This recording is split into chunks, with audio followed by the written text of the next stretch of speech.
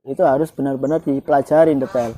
Kalau untuk peternak kelas kecil ya, di bawah 100 lah gitu, kita anggap kecil. Nah, kalau peternak kecil ya fokusnya untuk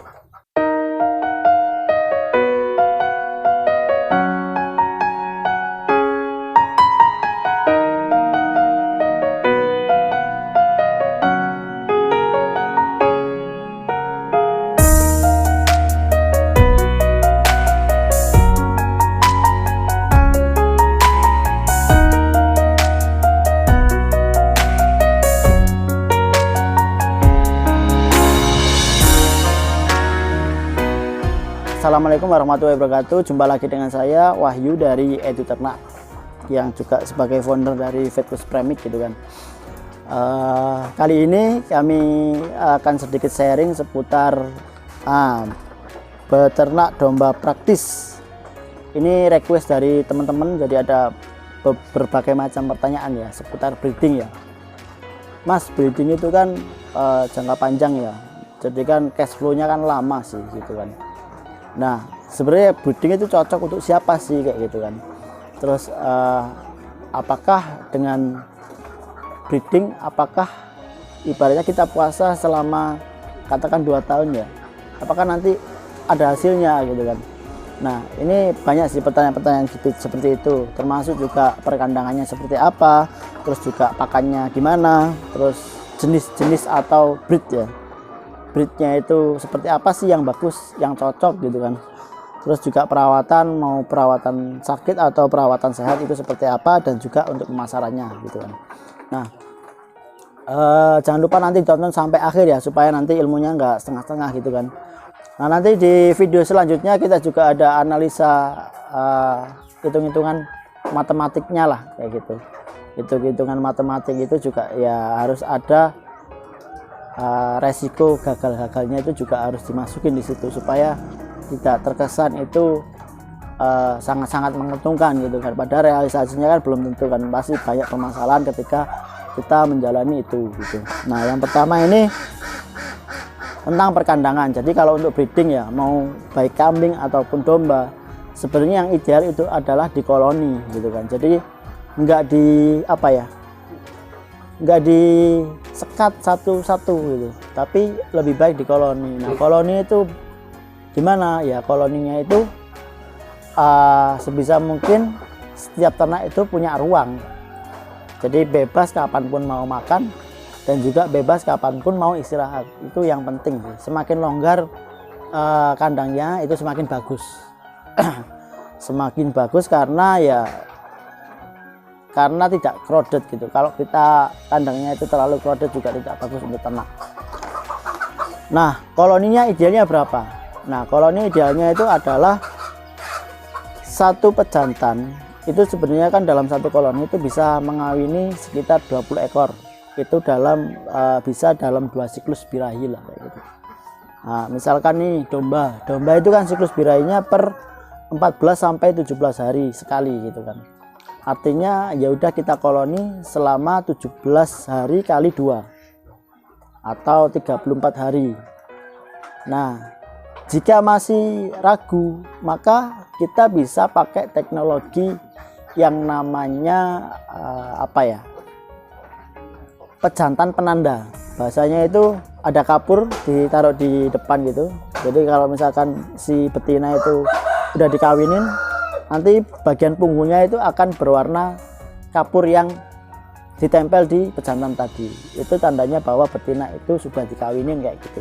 Sehingga kita bisa nandain mana aja nih si betina-betina itu yang udah dikawinin gitu, udah dikawin sama pejantan gitu.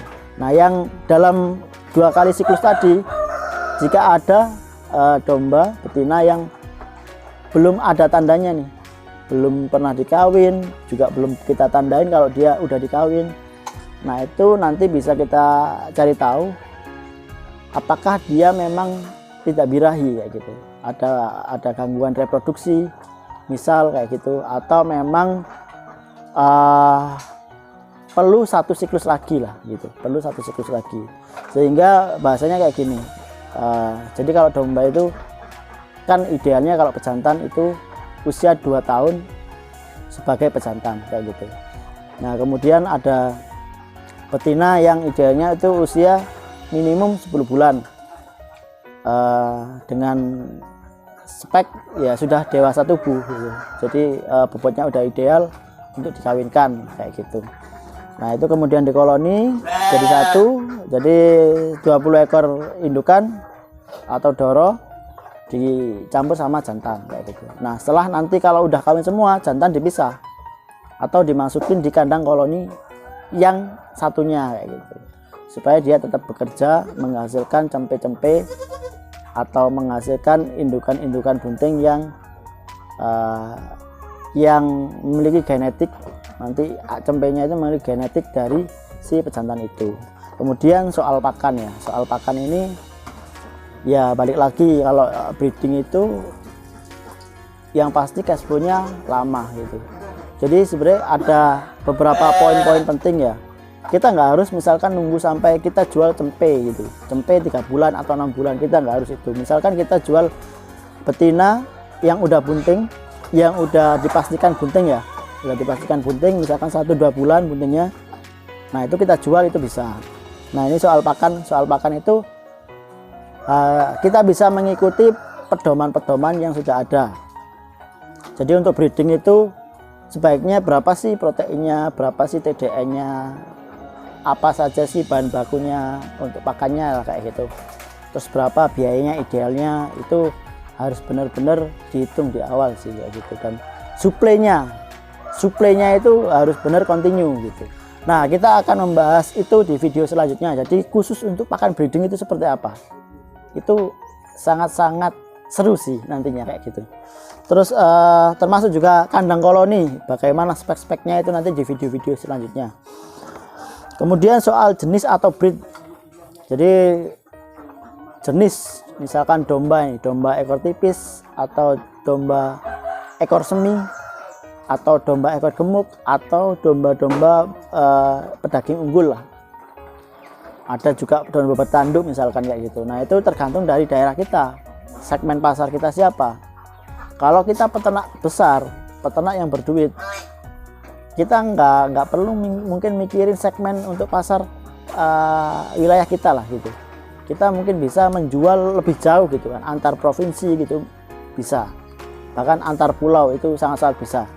Untuk memang peternak-peternak yang fokusnya di breeding domba-domba unggulan, karena ketika genetik itu bisa beredar secara luas, maka kualitas ternak yang ada di Indonesia bisa lebih baik kayak gitu.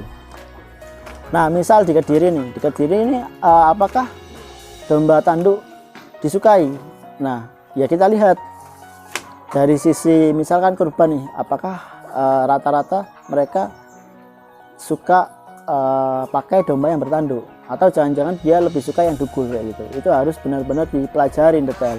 Kalau untuk peternak kelas kecil ya, mungkin kelas di bawah 500 itu kita anggap mungkin kecil lah gitu, atau di bawah 100 lah gitu kita anggap kecil. Nah kalau peternak kecil ya fokusnya untuk area sekitarnya saja, area lingkup mungkin satu kabupaten atau kabupaten lain yang mungkin berdampingan lah seperti itu bisa. Jadi difokuskan. Kalau untuk peternak kecil bisa difokuskan untuk kalangan sekitar. Tapi kita sebenarnya bisa juga misal katakan produksi domba Garut misalkan ya. Produksi domba Garut di Jawa Timur, tapi nanti misal dijual lagi ke Jawa Tengah atau kemana, itu bisa. Dengan melalui ekspedisi-ekspedisi khusus yang memang dia bergerak di jasa pengiriman kambing domba gitu. Tapi ya rata-rata yang pakai jasa itu adalah mereka-mereka yang punya domba-domba unggul, domba-domba yang super lah kayak gitu, yang memang secara harga dinilai dari sisi daging itu masih beda jauh lah. Mereka lebih mengunggulkan ke genetiknya kayak gitu, untuk dibudidayakan kembali kayak gitu. Jadi lokasi itu sangat penting ya, yang pertama itu. Terus kemudian hobi. Jadi jenis breed itu ada yang memang di kelas hobi, dan hobi itu memang nggak ada nilainya lah gitu. Kayak misalkan jenis kambing PE lah gitu, jenis kambing PE yang sekarang mungkin dikasih nama kali gesing, terus ada juga mungkin sekarang jabrang ya, terus banyaklah penamaan itu.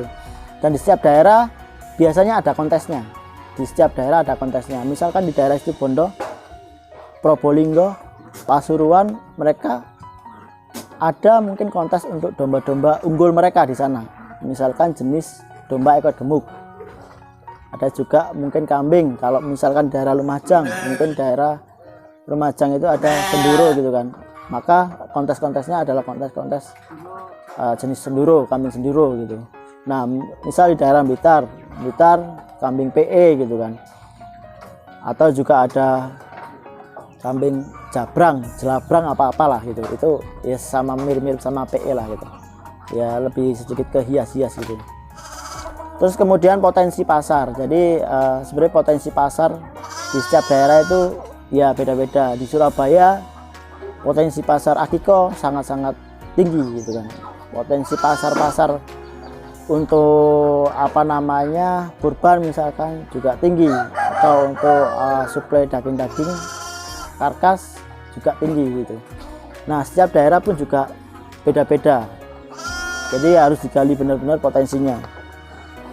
Terus untuk masalah perawatan sehat dan perawatan sakit, jadi perawatan sehat itu adalah tujuannya untuk preventif atau pencegahan ya. Jadi pencegahan itu lebih baik ya, yang pasti lebih baik daripada tidak mencegah sama sekali gitu. Jadi misal nih SOP kita, ternak datang itu harus diapain, dikasih apa, dikasih vitamin, dikasih obat cacing, dikasih apa, itu bisa dijadikan sebagai SOP, standar operating prosedur untuk ternak-ternak yang ada di kandang gitu kan. Misal ternak yang habis melahirkan harus diapakan, itu semua nanti akan kita bahas di segmen-segmen selanjutnya gitu. Jadi perawatan kesehatan itu sangat-sangat penting, karena kalau ternak udah sakit itu biaya perawatannya lebih tinggi dan belum tentu ternak itu bisa sehat kembali gitu. Kemudian ada perawatan sakit. Perawatan sakit itu ya kita harus tahu penyakit umum yang ada pada domba atau kambing. Misal nih penyakit orf atau korengan di mulut. Korengan di mulut, bagaimana cara perawatannya kayak gitu kan? Apakah dibiarin aja akan sembuh sendiri? Apakah harus kita kasih perawatan khusus? Kita isolasi khusus di karantina supaya tidak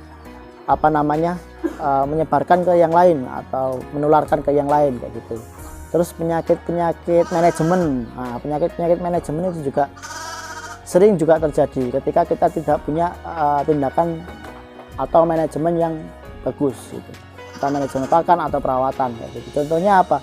Contoh penyakit manajemen itu seperti ketosis ya. Ketosis itu ketika ternak indukan itu terlalu gemuk banget. Nah itu nanti biasanya terjadi ambruk ketika bening tua itu. Jadi pada intinya untuk perawatan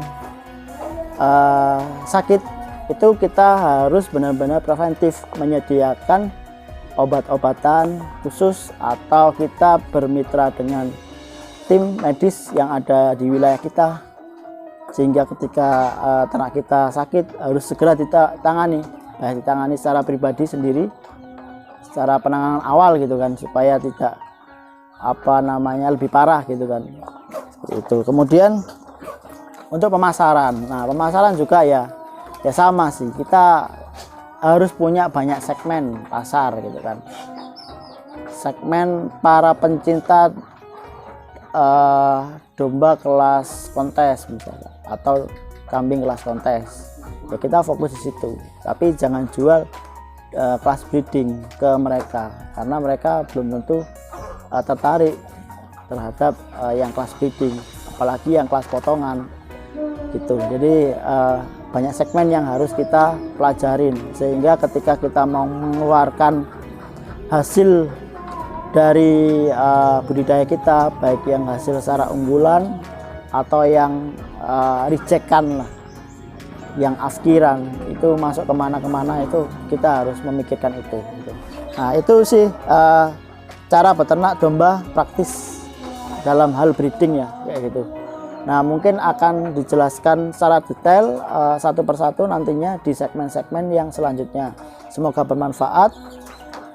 Jangan lupa like, subscribe, dan komen jika ada pertanyaan-pertanyaan khusus lebih detail mungkin yang perlu ditanyakan. Silakan bisa nge-save atau WA di nomor di bawah ini.